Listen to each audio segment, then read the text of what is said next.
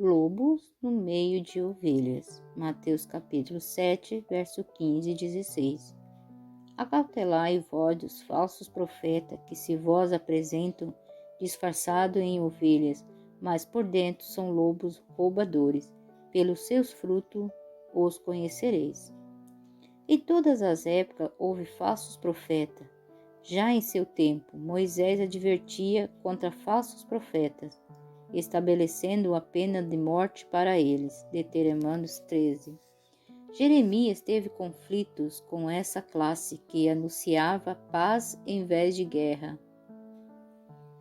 Mas Deus disse a Jeremias: os profetas profetizam mentiras em meu nome. Nunca os enviei e nem lhe dei ordem e nem lhe falei. Jeremias 14, 14. Jesus disse que esses falsos profetas se apresentavam disfarçados em ovelhas. Ao vigiar o rebanho, o pastor vestia uma pele de carneiro com a pele do lobo de fora e lã por dentro. É claro que, porém, que um homem podia se apresentar com roupagem de pastor, mas não ser pastor. Os antigos profetas usavam uma roupagem convencional. Elias usava um manto, em 1 Reis 19, verso 13 e 19, e foi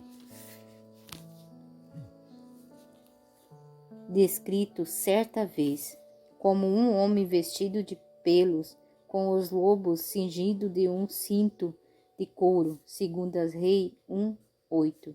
Esse manto de pele de carneiro, portanto, era o uniforme pelo qual os profetas eram conhecidos. Entretanto, havia homens que usavam manto de profeta, mas não viviam a vida de profeta. Nos tempos da igreja primitiva, havia também charlatões que se faziam passar por profetas, a fim de obter prestígio e viver em ansiosidade às custas da generosidade dos irmãos. Por isso, a igreja criou, entre os anos 100 e 150 da década, seus primeiros livros de praxes, chamado Didaque, que contém instruções sobre esses profetas itinerantes. A um verdadeiro profeta deve ser concedido a mais alta honra, ele deve ser bem-vindo e sua palavra não deve ser desprezada, nem sua liberdade cercada. Mas ele deve permanecer um dia, e se necessário 2, se ficar 3 dias, é um falso profeta. Ele nunca deve pedir nada a não ser comida. Se pedir dinheiro, é um falso profeta. Destaque: os italianos têm um provérbio parecido: hóspede e como peixe, após 3 dias começa a cheirar mal.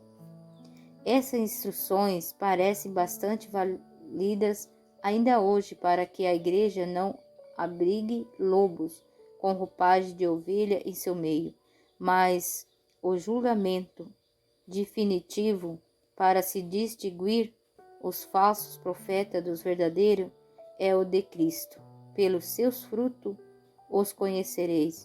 Mateus capítulo 7, verso 16.